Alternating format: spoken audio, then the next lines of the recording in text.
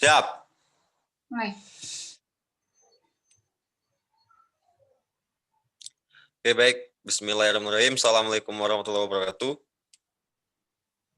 Semoga rekan-rekan tetap di bawah lindungannya dalam nuansa wabah nasional ini. Semoga kita tetap menjalankan aktivitas sesuai dengan protokol kesehatan sebagaimana anjuran pemerintah. Oke, baik, di sini saya akan menjelaskan materi kita hari ini ialah Kesultanan Makassar. Bagaimana proses Islamisasi di Makassar itu terjadi. Saya harap rekan-rekan memperhatikan dengan seksama untuk nantinya kita diskusikan bersama-sama bagaimana proses Islamisasi ini terjadi. Oke, baik. Next.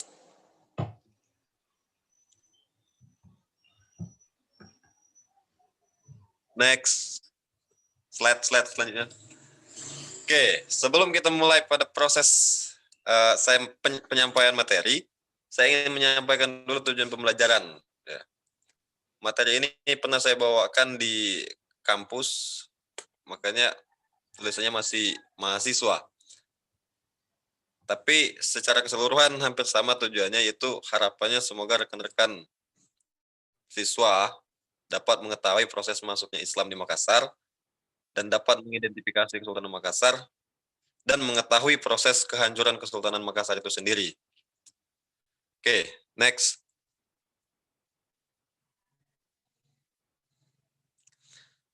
Oke, saya akan mulai bagaimana proses Islamisasi itu sendiri di Kesultanan Makassar. Agama Islam masuk pada masa Raja Goa ke-9, dibawakan oleh pedagang-pedagang dari Surabaya dan orang-orang Melayu dari Sumatera. Diceritakan bahwa Baginda Raja Goa 9 belum berkenan memeluk agama Islam, akan tetapi telah bersimpati. Ini terbukti dari dibolehkannya pembangunan masjid pertama di Kerajaan Goa yang berlokasi di Manggalekana sekitar tahun 1538 Masehi. Jadi di sini bisa kita ketahui bersama bahwa proses Islamisasi itu sendiri berjalan baik, walaupun Raja Goa sendiri belum berkenan untuk memasuk atau memeluk agama Islam. Mungkin proses pencaritahuan sendiri akan agama Islam itu sendiri oleh Raja. Namun, beliau telah bersimpati dengan memperbolehkannya pembangunan masjid di Kerajaan Goa itu sendiri. Next.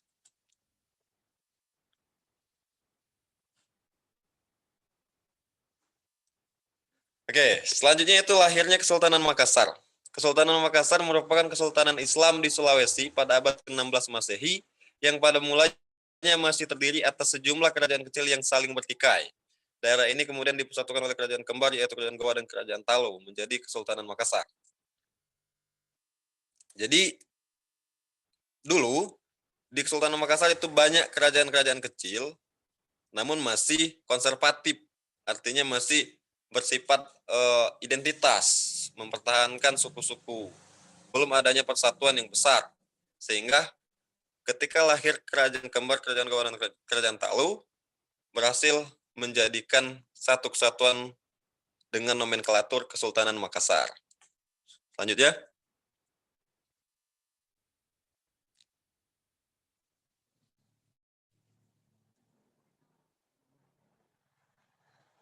Oke, di sini saya akan menjelaskan secara singkat bagaimana Kerajaan Goa Talo itu sendiri.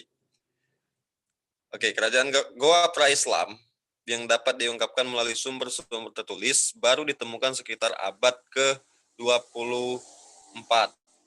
Sumber-sumber tersebut terdiri atas pertama Lontara sebagai sumber sejarah yang telah umum diketahui keutamaannya. Kedua, Suregaligo yang diperkirakan dapat memberi petunjuk tentang keadaan kebudayaan di Goa. Ketiga, sumber Portugis yang ditulis oleh Tom Pires dalam bukunya The Suma Oriental. Jadi menceritakan bagaimana terjadinya persatuan antara Kerajaan Goa dan Talo. Disebutkan di situ ada beberapa sumber untuk kita mencari tahu referensinya, bagaimana persatuan itu terjadi. Oke, selanjutnya.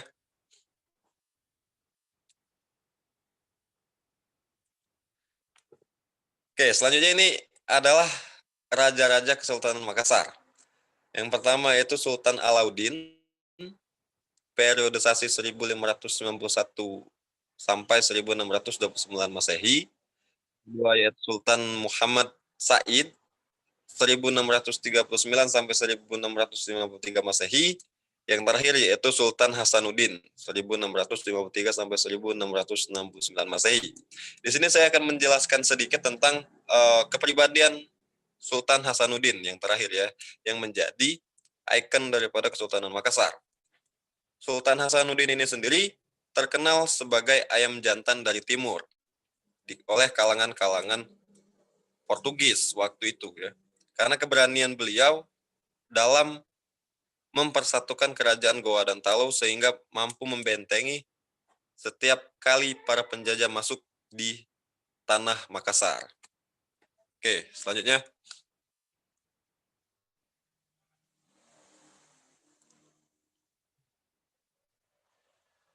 Oke, terakhir yaitu kehancuran Kesultanan Makassar. Upaya adu domba yang dilakukan oleh Belanda antara kerajaan Makassar, Sultan Hasanuddin, dengan kerajaan Bone Arupalaka. Arupalaka merasa dijajah oleh Makassar sehingga ia bersekutu dengan POC, Belanda, untuk menyerang kerajaan Makassar. Runtuhnya kerajaan Makassar ditandai dengan dipaksanya Sultan Hasanuddin untuk menandatangani perjanjian Bongaya. Jadi proses kehancuran Kesultanan Makassar ini sendiri bukan dari faktor asing, merupakan dari kerajaan Bone Arupalaka yang bersekutu dengan POC untuk menyerang Kesultanan Makassar. Dengan dalih bahwa kerajaan Bone ini merasa terjajah oleh Kesultanan Makassar karena dominasi kerajaan Bone kalah dengan Kesultanan Makassar yang waktu itu dipimpin oleh Sultan Hasanuddin, sehingga terjadilah konfrontasi yang mengakibatkan kekalahan kerajaan Makassar itu sendiri. Karena kerajaan Bone memanfaatkan momentum untuk bersekutu dengan POC, yang mana ini merupakan cikal bakal nantinya POC mampu menduduki keseluruhan kerajaan-kerajaan di tanah timur. Selanjutnya. Oke, baik. Terima kasih rekan-rekan.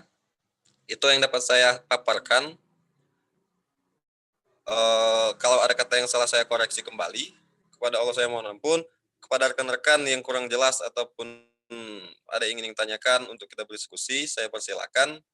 Namun untuk itu saya tutup dulu paparan saya. Saya ucapkan terima kasih atas perhatian rekan-rekan.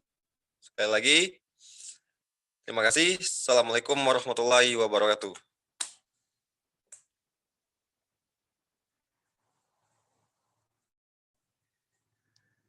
Nah, selesai, Joe.